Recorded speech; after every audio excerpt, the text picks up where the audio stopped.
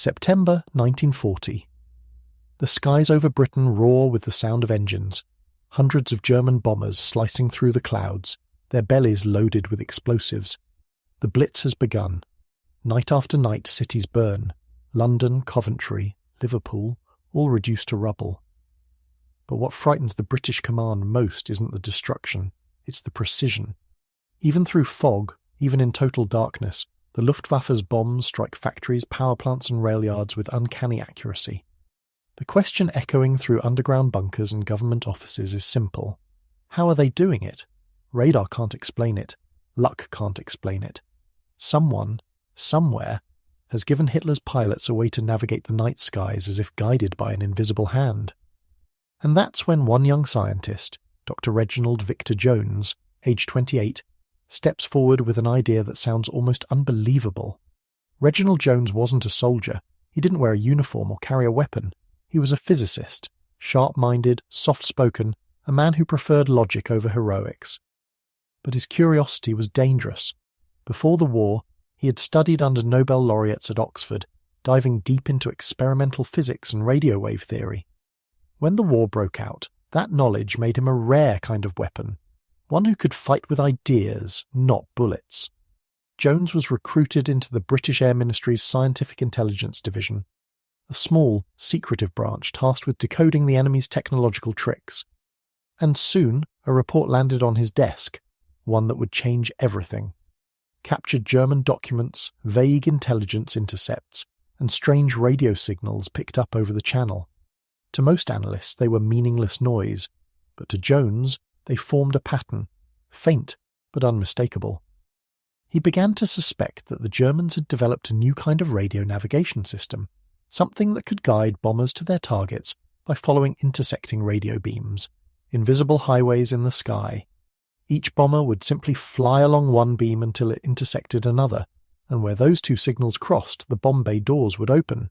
It was called Nickebein, or crooked leg, and if Jones was right, it explained everything. But proving it was another matter. The technology was secret, the stakes were enormous, and few in command were willing to believe that one young physicist had uncovered the secret behind Hitler's seemingly invincible bombers. Still, Jones persisted. Night after night, he stayed in his small London office, listening to the hum of intercepted German transmissions, plotting frequencies, and drawing maps of where the beams might intersect.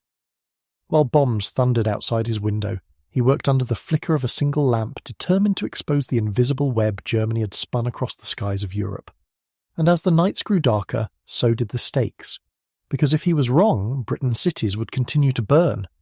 But if he was right, then maybe, just maybe, a 28-year-old scientist could turn the tide of the air war, not with firepower, but with brilliance. Before the world knew his name, Reginald Victor Jones was just another academic in a tweed jacket, a quiet man who preferred the company of books and equations over people. Born in 1911, Jones had always been fascinated by the invisible forces of nature, magnetism, sound, and especially radio waves, which he saw not just as signals but as threads connecting the world's unseen patterns. At Oxford, his professors described him as brilliant but unorthodox. He was the kind of man who could spend all night testing an idea, then tear it apart the next morning because it didn't feel elegant enough. He had a restless intellect, one that thrived on puzzles. So when war erupted, Jones wasn't the sort of man you'd expect to see in uniform. But deep inside the corridors of the British government, a few officials realised that this young physicist might hold the key to understanding Germany's new invisible weapons. The British Air Ministry had established a secret division, Scientific Intelligence, to gather and analyse every shred of enemy technology. It wasn't glamorous work. It was long hours, poor pay, and constant pressure from generals who didn't understand half the science. But for Jones, it was heaven. It was a war of logic, equations against bombs, signal strength against fear. And he was determined to win it. His early work was a mix of brilliance and defiance. He challenged reports that claimed Germany's advances were exaggerated. When higher-ups dismissed strange radio readings as atmospheric noise, Jones replied with something that would define his entire career. The Germans are clever, and we would be fools to underestimate them. That sentence earned him both respect and suspicion. Many in the Air Ministry thought Jones was too young, too arrogant, too imaginative. But there was one man who listened. Lord Cherwell, Winston Churchill's chief scientific advisor. Cherwell saw what others missed. He saw a mind capable of connecting dots others couldn't even see. And so, Jones was quietly given authority and access that most men his age could only dream of. In a small office filled with static-filled radios, maps, and endless coffee cups, Jones began charting the uncharted. His team of scientists and radio operators combed through thousands of intercepted German transmissions. What they found were signals too structured to be random. They pulsed, repeated, and aligned with known bomber routes. The pattern was unmistakable and terrifying. Jones realized the Luftwaffe had created a network of radio beacons stretching across occupied Europe. Each beacon sent out a narrow beam of radio waves, invisible to the eye but powerful enough to guide bombers with terrifying accuracy. Pilots could follow one beam from Germany, then switch to another over France, until both beams crossed over a British city. At that intersection, bombs fell. To Jones, it was both horrifying and fascinating. It was war reduced to mathematics, angles, frequencies, wave interference, and he was determined to beat it using the same tools. Late one night, as bombs shook the streets outside, Jones wrote in his notebook, "If they can guide with radio, we can misguide with radio." It was a radical thought, one that would soon evolve into countermeasures, deception, and the birth of what we now call electronic warfare. The challenge now wasn't just to confirm his theory, but to convince the generals that this invisible war was real. Because while Britain's skies burned, Jones knew the next step wasn't just survival. It was retaliation, through science, through signal, through deception. And the battle for the airwaves was only just beginning. It began with a whisper, a faint rhythmic signal picked up by British listening stations late one autumn night in 1940. To most operators, it sounded like background static. But to Dr. Reginald Victor Jones, it was the sound of Germany's secret weapon coming alive. He had been expecting it. For weeks, reports had surfaced of German bombers navigating with uncanny precision, even in total darkness and cloud cover. Civilians called it luck. Jones called it engineering. He suspected that the Luftwaffe was using a radio beam system, an invisible path across the sky that could guide pilots straight to their targets. The Germans had codenamed it Knickerbein, crooked leg. Jones's office at the Air Ministry became a hive of tension and curiosity. He and his small group of scientists pored over intercepted signals, plotting frequencies on large wall charts, marking suspected transmitter locations deep inside occupied Europe. After days of analysis, the pieces fell into place. The beams weren't random. They intersected, precisely over British cities, London, Coventry, Sheffield. Each intersection meant one thing: a target. The logic was diabolical in its simplicity. A German bomber would lock onto one radio beam, following it like a tightrope across the night sky. When a second beam crossed the first, it created an invisible X, the point where bombs were to be dropped. It was accuracy the world had never seen before. Jones raced to his superiors with the findings. He expected alarm. Instead, he was met with skepticism. "Dr. Jones," one officer said, "do you mean to tell us the Germans are guiding aircraft with invisible lines in the air?" The room laughed. But Jones didn't. He calmly replied, "Yes, sir, and if we don't act fast, they'll guide them straight to your office." The silence that followed was enough. Jones had their attention. Within days, his team built experimental receivers to track the beams. Then, one night, they found it, a strong, steady pulse at 30 megahertz, cutting across the sky over Yorkshire. It was Knickerbein, real, precise, deadly.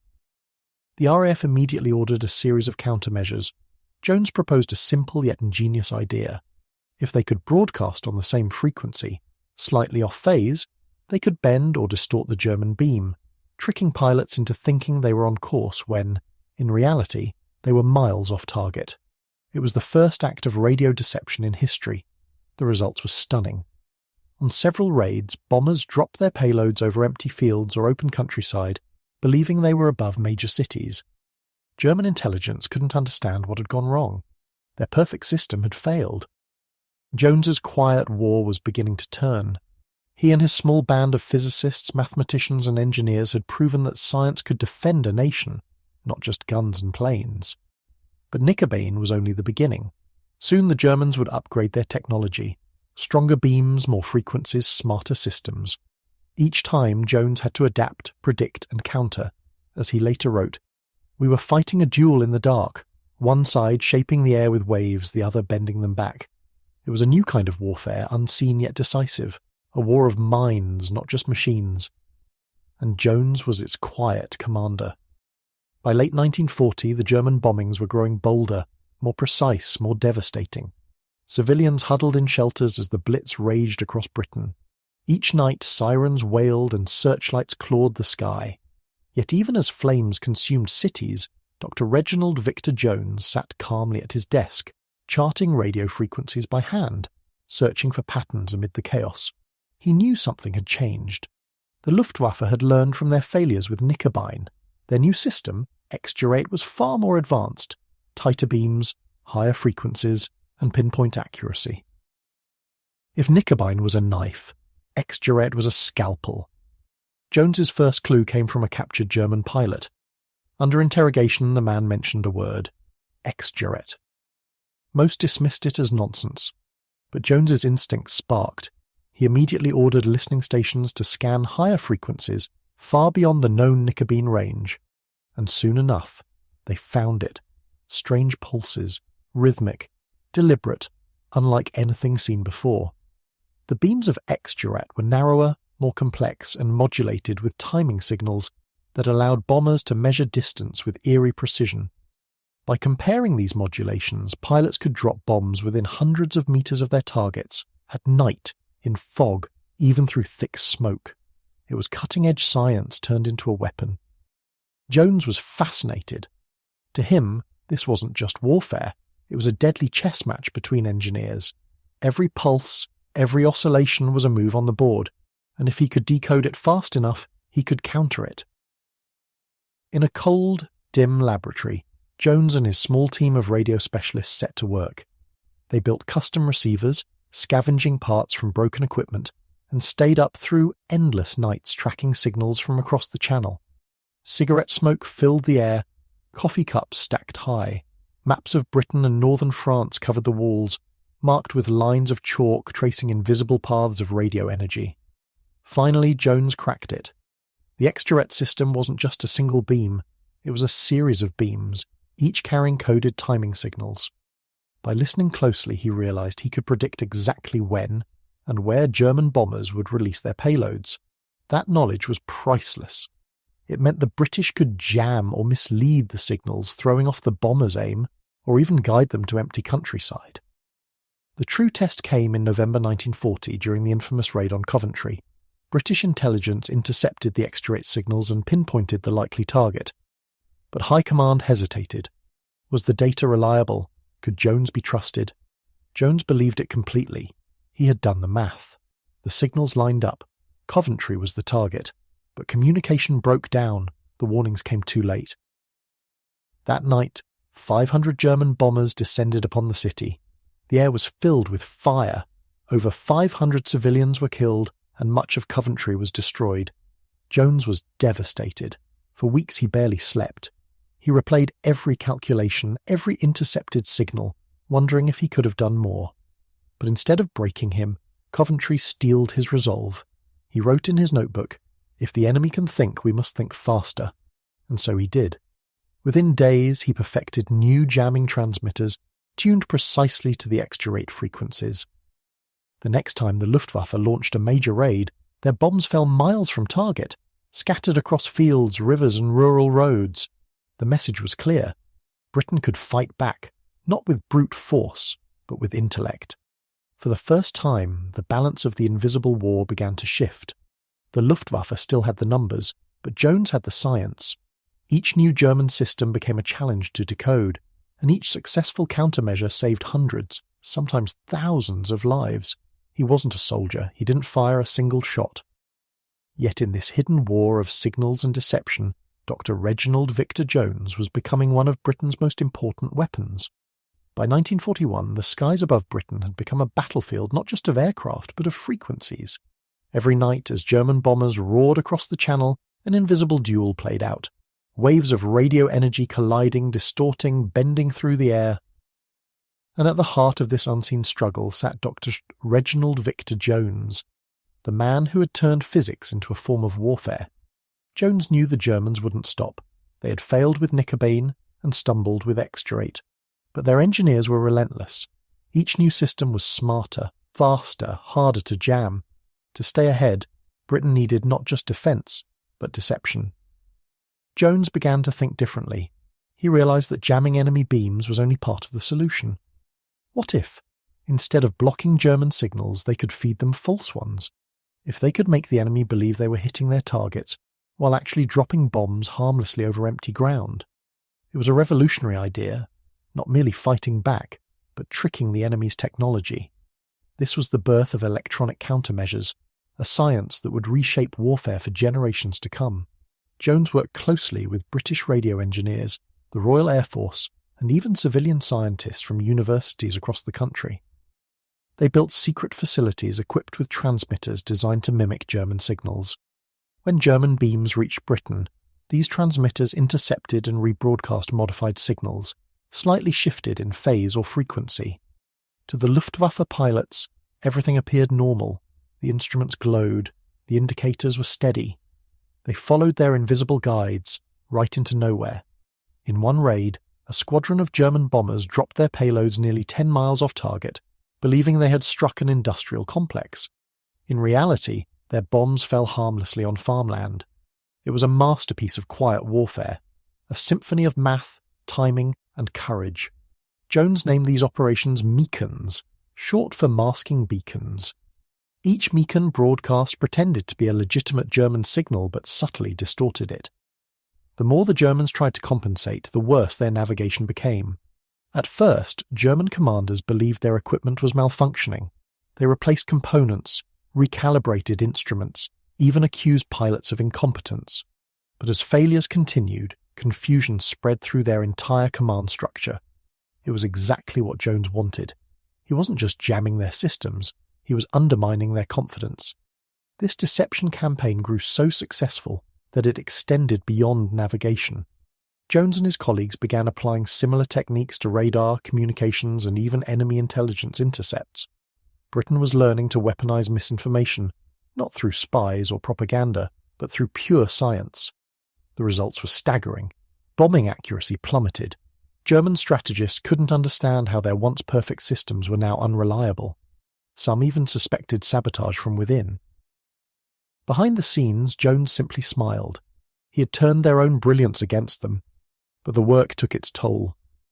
Jones often slept only a few hours a night, haunted by the weight of decisions that could mean life or death for thousands. He operated under near-total secrecy, unable to share details even with family or friends, and as his success grew, so did the political tension. Military officers still viewed him with a mix of admiration and suspicion. He was young, brash, and far too independent for the rigid hierarchy of wartime Britain. Yet, no one could deny the results. His combination of logic, intuition, and relentless curiosity had given Britain a weapon more powerful than any bomb: control of the airwaves. By the end of 1941, the Germans' once feared radio guidance systems had become unreliable shadows of their former selves. British cities still suffered, but the nightmare of total destruction had been averted. And it wasn't just because of radar or firepower. It was because of one man's ability to think differently. Jones had proven a revolutionary truth. In modern war, the sharpest weapon isn't steel, it's intelligence. By 1942, the balance of the air war had begun to shift. Germany still possessed a mighty air force and advanced technology, but the Allies now had something more powerful: understanding. Every radar pulse, every intercepted signal, every strange transmission across the night sky was no longer a mystery.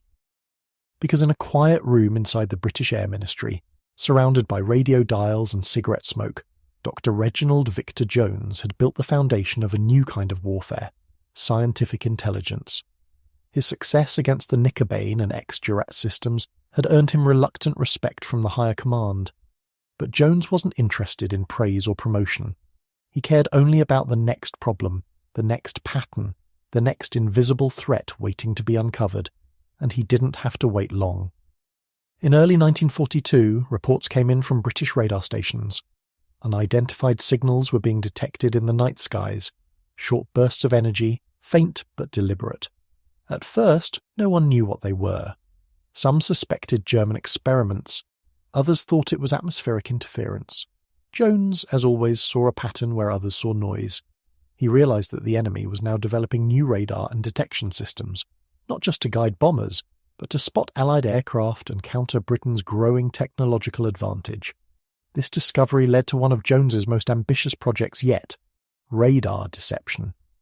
He and his small scientific team began experimenting with ways to confuse or blind enemy radar, sending false echoes, ghost blips, or reflective decoys that appeared as massive fleets on German screens. If successful, it would mean Britain could control not just the radio waves, but the very perception of reality on the battlefield. The work was exhausting. Jones spent long nights at experimental airfields, observing test flights, tweaking frequencies by fractions of a cycle. Every success was followed by new German countermeasures. The invisible duel continued, back and forth, move and counter-move, but slowly Britain began to pull ahead. Then came Operation Gomorrah, the massive Allied bombing campaign against Hamburg in 1943. For the first time, Jones's ideas were used on a grand scale. British bombers dropped thousands of thin strips of aluminum foil, codenamed Window. Each strip reflected radar waves, creating countless false echoes. German radar operators watched in disbelief as their screens filled with chaos. Hundreds of ghost planes, no way to tell friend from illusion. Their defences collapsed. It was the ultimate demonstration of Jones's philosophy. To control the enemy's perception is to control the battle itself. The success of Window marked the beginning of modern electronic warfare. From that moment on, radar deception became a standard weapon, as vital as any gun or engine. But even as the war began turning in favour of the Allies, Jones remained cautious. He knew the Germans were still developing new weapons, faster aircraft, guided bombs, even the terrifying V-weapons that would later rain destruction on London. In every new device, every strange signal, Jones saw the same challenge: understand it, counter it, outsmart it. His mind became a radar itself, constantly scanning for danger, constantly calculating, never at rest. And while his fellow officers celebrated victories, Jones remained in his cluttered office, quietly pushing the limits of science to keep his country one step ahead. By 1944, his work had expanded far beyond radio beams. He was now analysing rocket trajectories, V2 launch signals, and experimental jet engine frequencies. Every field report, every technical manual, every scrap of German intelligence passed through his team's hands. They had become the invisible nervous system of Britain's defence, unseen, unheard, but vital. When D-Day arrived, Jones's technologies and insights helped pave the way. His understanding of German radar and communications allowed Allied forces to mislead enemy defences, jam radar coverage, and mask the true invasion routes. The Germans never saw it coming, literally. What began as a one-man investigation into mysterious radio beams had evolved into a scientific revolution that would shape the entire war effort. Jones had turned knowledge itself into a weapon. As the tide of war turned firmly in the Allies' favour, one truth became clear. The battles that saved Britain weren't just fought in the skies or on the beaches. They were fought in laboratories, radio towers, and the minds of people like Dr. Reginald Victor Jones. People who could see the invisible and think beyond the possible. He had proven, once again, that the sharpest victories are won not by strength, but by intellect. As 1945 dawned, Europe was scarred but hopeful. The German war machine, once unstoppable, was crumbling under the weight of Allied advances. Cities lay in ruins, armies were retreating, and Hitler's secret weapons could no longer change the outcome. But inside a quiet intelligence office in London, Dr. Reginald Victor Jones kept working. While most were counting victories, Jones was still counting frequencies. He knew that even in defeat, Germany's scientific achievements could not be ignored, because science, unlike nations, never truly surrenders. When British troops liberated captured territories, they began uncovering the remnants of Germany's once mighty technological empire: radar arrays, coded equipment, rocket parts, and stacks of classified blueprints. These discoveries stunned Allied scientists. They revealed just how far Germany had advanced in radar, rocketry and electronic systems. And every time a new device was unearthed, the question was the same. What does Jones think of this? His reputation had spread beyond the Air Ministry. To generals, spies and scientists alike, he had become the man who could see meaning in static, order in chaos. Jones personally led investigation teams into captured German facilities, interviewing engineers, studying equipment, and piecing together the enemy's technological puzzle. One of his most famous missions took him deep into Germany to examine the remains of Peenemünde, the secret site where the V-2 rockets were built. There, standing among wrecked machinery and silent launch pads, Jones realized something profound. The next war would not be fought with guns and tanks. It would be fought with information, intelligence, and invisible waves. When the war finally ended, Jones returned home a quiet hero. There were no parades, no medals on his chest. His victories were secret, his battles unseen. While bomber pilots and generals were celebrated, Jones simply packed his notes, archived his files, and went back to teaching physics. But within Britain's intelligence community, his name became legend. He had not only defended his country, he had redefined the nature of warfare itself. His methods became the blueprint for post-war intelligence and defence. From his ideas came the early prototypes of electronic countermeasure systems, radar jamming, and reconnaissance networks that would soon define the Cold War. He showed that knowledge, when applied with courage and creativity, could be the ultimate defence, and his thinking shaped generations of engineers, spies and scientists across the world. In the United States, his reports influenced the design of signal interception systems. In the Soviet Union, his theories inspired counter-radar projects of their own. Even decades later, modern stealth and electronic warfare systems trace their origins back to the concepts Jones pioneered in those cramped wartime offices. Despite his monumental contributions, Jones remained modest.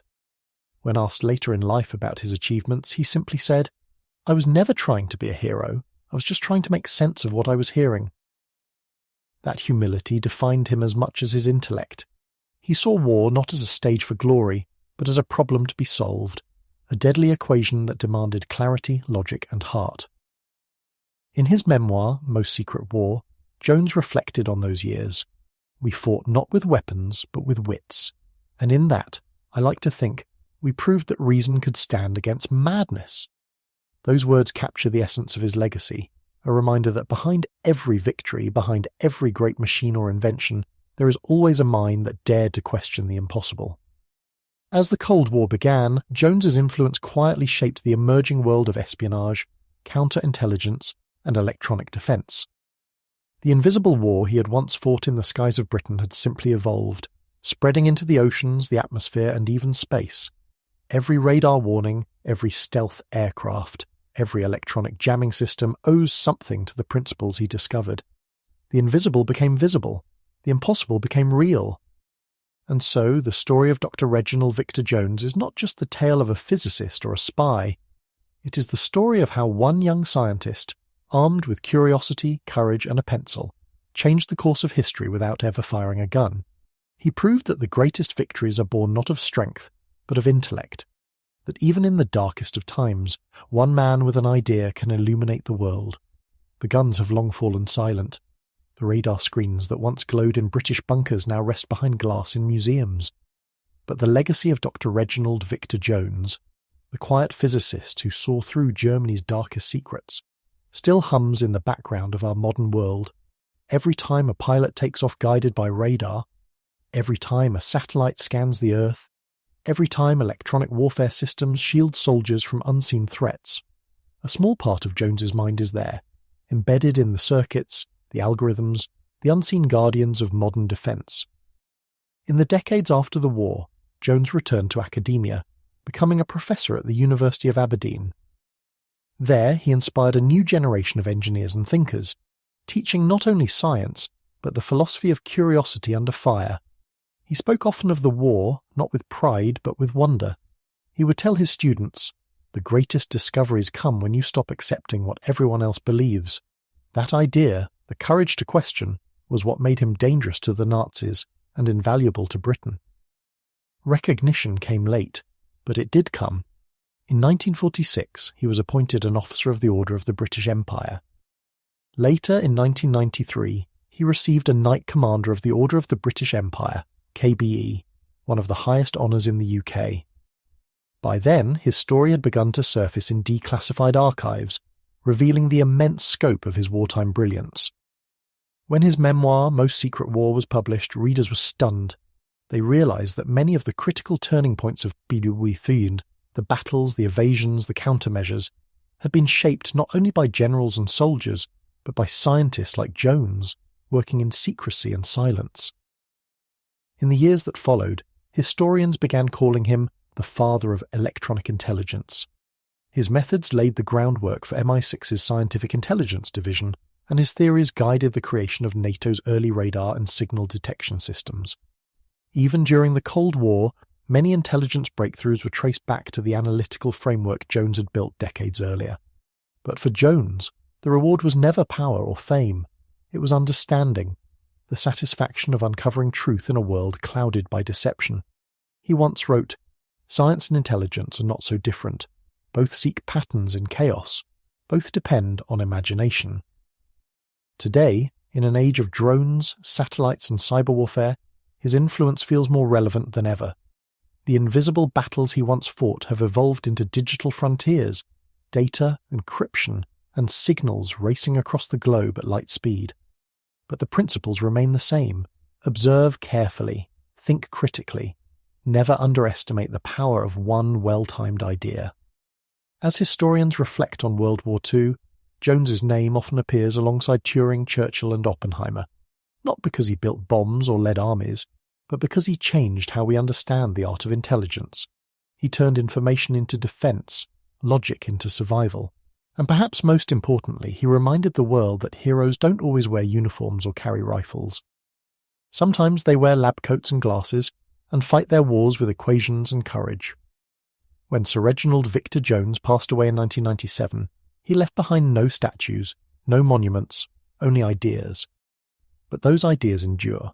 They live on in every radar pulse, every coded signal, every quiet moment where reason outsmarts destruction. Because in the end, his war, the invisible war, never truly ended. It simply changed form, and the light he lit in that dark age still guides us, unseen but unforgotten.